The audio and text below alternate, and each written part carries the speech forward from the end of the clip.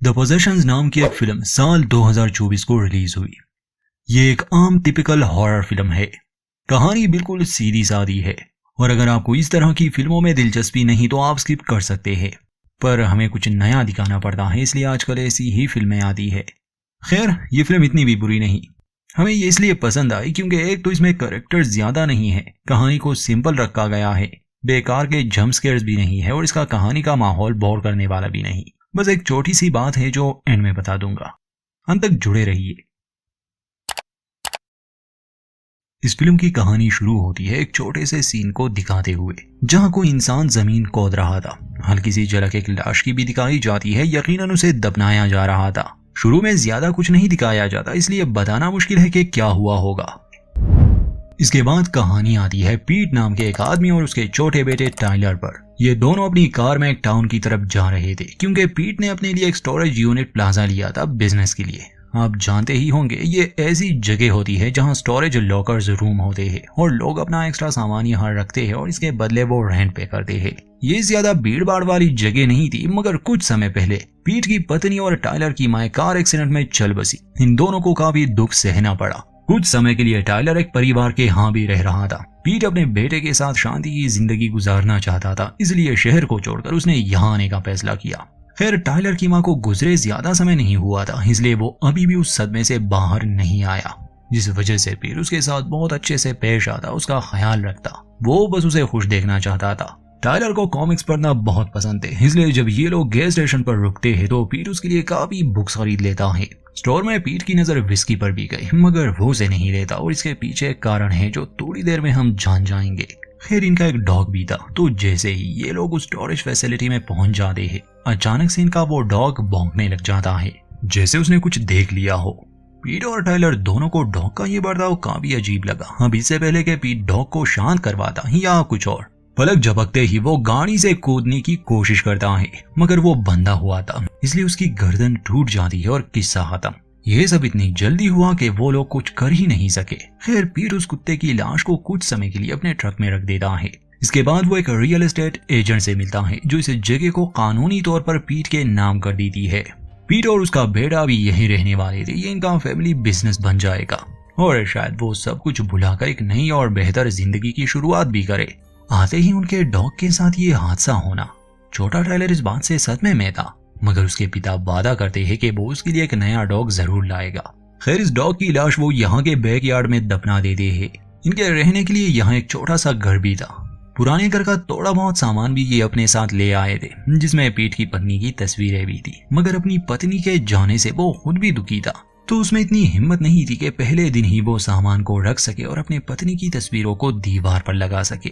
2 दिन बाद वो अपना काम संभालता है। ये बिजनेस कुछ खास नहीं चल रहा था। वजह ये थी कि यहाँ के पिछले ओनर्स के साथ कुछ भयानक हुआ था, उसने अपनी जान ले ली थी। तो पीट को इस कारोबार को वापस पटरी पर लाना होगा, उसे बहुत मेहनत करनी पड़ेगी। खैर, वो अपने क्लाइंट्स को कॉल करना शुरू कर देता है, जिनका सामान काफी समय से स्टोरेज में पड़ा है और उन्होंने रेंट भी पे नहीं किया। ज्यादातर लोग अपना सामान लेने या रेंट देने के लिए तैयार नहीं थे। खैर, इन्हीं स्टोरेज लॉकर्स में एक पर पुलिस की नो क्रॉसिंग वाली टेप भी लगी थी, जिसका मतलब यही कि यहाँ कोई क्राइम सीन हो चुका है। दिल ही दिल में पीट जानता था कि पिछले ओनर ने शायद यहीं पर खुद को खत्म कर दिया होगा। अगले कुछ दिनों तक पीट अपने कस्टमर्स को कॉल करता है, जिनमें से पीट को कुछ स्टोरेजेस के बारे में ये तो मालूम हुआ कि वो इसे खोलने के लिए कभी नहीं आने वाले। इसलिए नियम के मुताबिक वो ऐसे लॉकर्स से उनका ताला निकालकर अपना ताला लगा देता है। अब ऐसे ही एक स्टोर रूम को देखने का उसका मन हुआ। वो देखना चाहता था कि इसके अंदर किस तरह का सामान होगा। खैर, खोलने पर उसे बस घरेलू सामान ही नजर आया, मगर निकलते समय उसकी नजर वहां पड़ी शराब पर गई। वैसे तो पीट ने पीना छोड़ दिया था, मगर वो खुद को रोक नहीं पाता और उन बॉटल्स में से कुछ अपने रूम में ले आता है। असल में जब उस रात एक्सीडेंट हुआ था तो पीट नशे में था। हो सकता है किसी कारण से उसने पीना शुरू कर दिया हो, मगर उसकी इस गलती से कार एक्सीडेंट हुआ और उसमें पीट की पत्नी चल बसी। इसलिए वो शराब को हाथ नहीं लगाना चाहता था, मगर अब वो बहुत ही तनाव में था। खैर, समय गुजरता है। वैसे इस जगह को लेकर पीट तो ठीक था, उसका ज्यादातर ध्यान अपने काम पर ही होता था, मगर टाइलर ठीक नहीं था। जैसे घर में रहना उसे अजीब सा महसूस करवाता था। अक्सर फर्श पर उसे मेटल के ये टुकड़े मिलते जिसे जैक्स बॉकेट्स कहा जाता है। इसे किताबें शेल्फ में रखने के लिए इस्तेमाल किया जाता। और फिर एक रात तो हर ही हो जाती है। अपने बिस्तर से उठकर वो उसी स्टोरेज लॉकर को खोल देता है जहां वो हादसा हुआ था। वहां टाइलर को एक साइकिल मिली। उसे खुद से तो ये मालूम नहीं हो सकता था, यकीनन कोई उसे ये सब बता रहा था या उसे कंट्रोल कर रहा था। तो अगले दिन जब पीट को पता चला कि टाइलर ने किसी के सामान से वो साइकिल ली है, पहले तो वो उसे वापस रखने को कहता है कि यहाँ ये दूसरों की अमानत है, वो इसका रेंट पे कर दे है, यही इस कारोबार का उसूल है। मगर टाइलर कहता है कि वो इसे लेने नहीं आएंगे, मुझे यकीन है। पीट अपने बेटे को खुश देखना चाहता था, इसलिए वो उसे साइकिल रखने देता है। इसके कुछ समय बाद जब पीट अपने काम में बिजी था, घबराया हुआ टाइलर उसके पास आया। वो उसे एक लॉकर के पास ले जाता है और कहता है कि इसके अंदर कोई है, मैंने आवाज सुनी। पीट ध्यान से सुनता है तो उसे बस हवा की आवाज आ रही थी, इसलिए वो अपने बेटे के इस बात को नजरअंदाज कर लेता है। मगर हम दर्शकों को ये दिखाया जाता है कि अंदर जरूर कुछ है या कोई है। पुराने मालिक का सामान इकट्ठा करने के बाद पीट अपने रियल एस्टेट एजेंट को कॉल मिलाता है, ये बताने कि अगर उन पुराने मालिकों के कोई रिश्तेदार हो तो वो ये सामान उन्हें बेच दे। मगर रियल एस्टेट एजेंट का जवाब होता है कि उनके परिवार में अब कोई नहीं है। पीट को लगा था सिर्फ वो आदमी ही मरा था, मगर असलियत में पूरा का पूरा परिवार ही मर चुका था। इसका मतलब कि ये सामान पीट किसी को नहीं बेच सकता और उसे ये खुद ही रखना होगा। पुरानी जानकारी के हिसाब से एक लॉकर यहाँ के चर्च का भी था, जिसका रेंट पे नहीं किया गया था पिछले कुछ महीनों से। तो पीट खुद चर्च जाकर फादर क्लाइड से मिलते हैं। क्लाइड बताता है कि शायद मेरे आने से पहले यहाँ के किसी फादरी ने वो स्टोरेज लॉकर रेंट पर लिया होगा। मैं जरूर उसे देखने आऊंगा और जो सामान पड़ा है वो मैं चर्च वापस ले आऊंगा। पीट उसे ऑफर करता है कि अगर वो सामान को रखना चाहते हैं तो उसे डिस्काउंट देगा। मगर फादर जवाब में कहते हैं कि मुझे नहीं पता उसमें क्या है, इसलिए मैं ये नहीं कर सकता। जाते जाते वो पीट से कहता है कि अगर वो प्रेयर करने आएगा तो उन्हें अच्छा लगेगा। पीट अपने बेटे टाइलर को भी अपने साथ ले आया था। चर्च के करीब होने से उस पर एक अजीब सा डर भी होने लगा था। खैर पीट ज्यादा देर नहीं लगाता और चर्च से निकलकर वो अपने घर की तरफ आने लगा। फादर की अजीब नजरें साफ बता रही थी कि वो कुछ तो जानता है। टाइलर अपने पिता से पूछता है कि क्या हम माँ की तस्वीरें यहाँ के दीवारों पर लगा सकते हैं। तो पीट जवाब देता है कि हाँ क्यों नहीं, मगर आज रात नहीं, क्योंकि मैं थक गया हूँ। टाइलर को यहाँ काफी डर लगने लगा था, मगर वो अपने पिता को नहीं बताना चाहता था। उस रात वो फिर से स्टोरेज लॉकर में गया, मगर उसे ये बात याद नहीं थी और पीट ने भी उसे जाते नहीं देखा था। अगले दिन टाइलर सुबह जल्दी जाग चुका था और वो अपने मरे हुए डॉग के कब्र के सामने खड़ा था। पीट उसे ढूंढते हुए वहां आया, वजह पूछता है तो टाइलर ने जवाब दिया कि मैं बस कुछ समय यहाँ रहना चाहता हूँ। वो अजीब नजरों से उस कब्र को घूर रहा था। पीट उसे वादा करता है कि वो फिक्र ना करे, वो जरूर उसके लिए एक दूसरा डॉग ले आएगा। अब धीरे धीरे टाइलर में बदलाव आ रहे थे और ये सब उसके पिता भी महसूस कर रहे थे।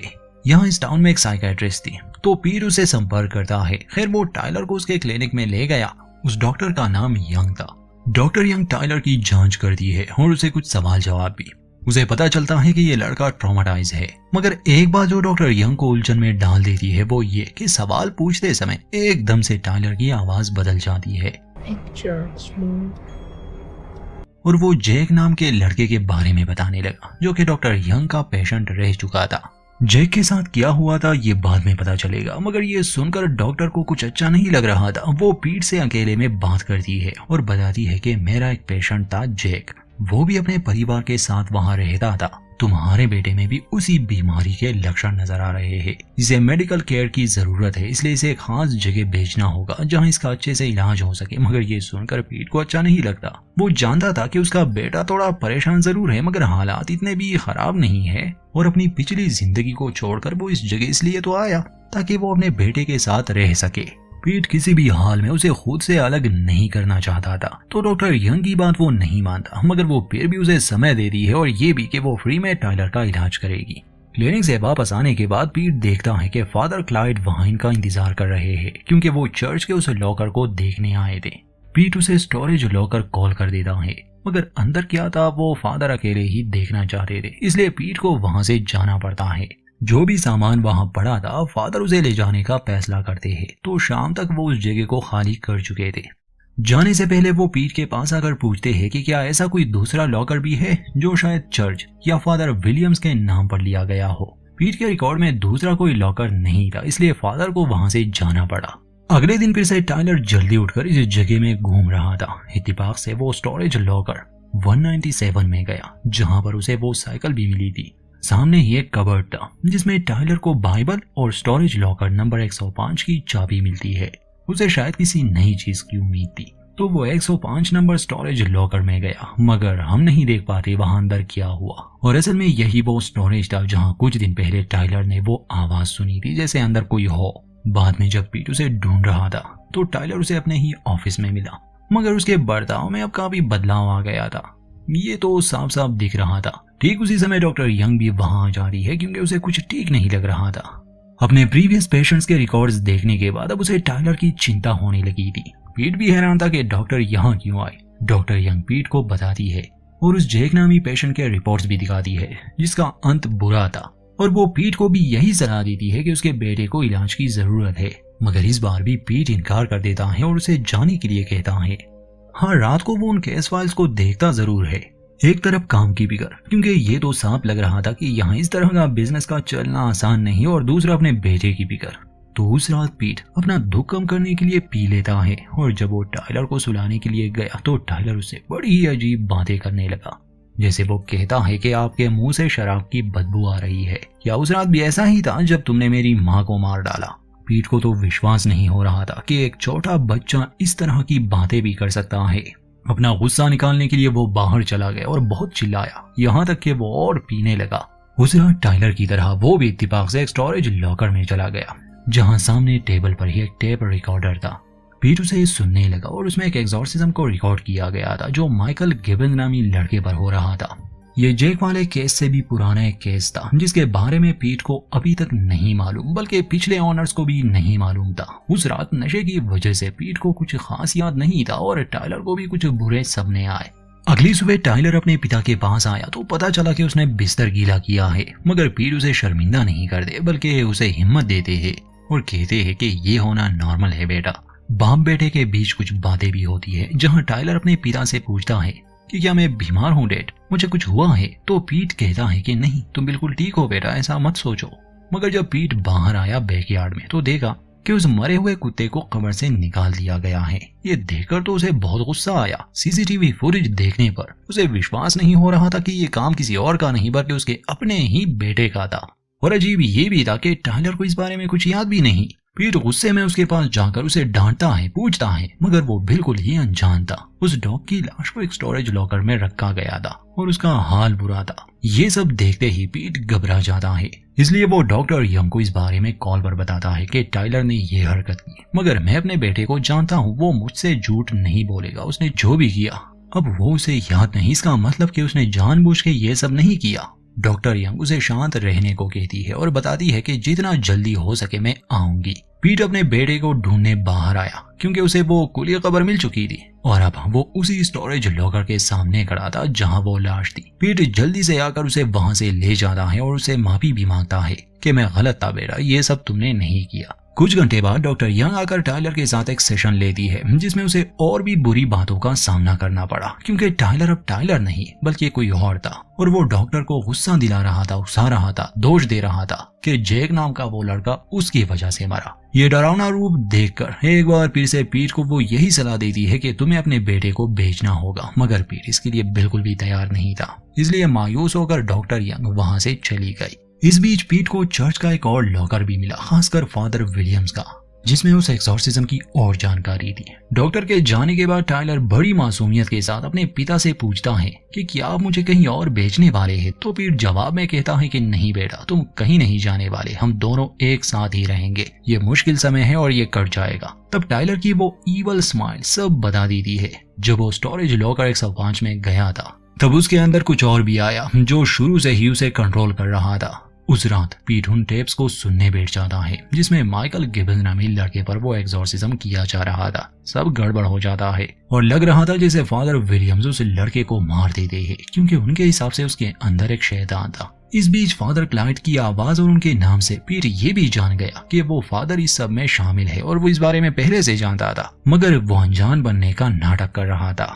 इसके तुरंत बाद ही पीट चर्च कॉल करके फादर से मिलना चाहते थे क्योंकि वो अब उनका राज जान चुके थे।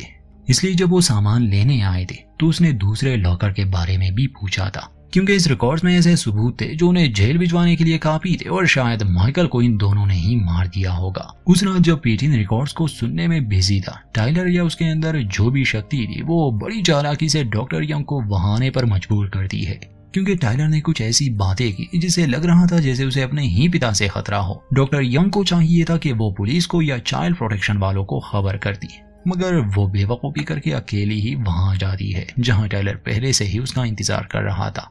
और जैसे ही वो स्टोरेज लॉकर में गए, बाकी हम अंदाजा लगा सकते हैं। सीसीटीवी फुटेज देखते समय पीट को डॉक्टर यंग दिखी और जब वो स्टोरेज लॉकर में गया वहां उनकी लाश पड़ी थी, जिसे देखकर वो गुस्से से पागल हो रहा था, क्योंकि ये कत्ल भी उसी के बेटे ने किया। उसे कुछ समझ नहीं आ रहा था, इसलिए वो लाश को भी उस कुत्ते के साथ दफना देता है ताकि ये एक राज रहे। सुबह हो चुकी थी।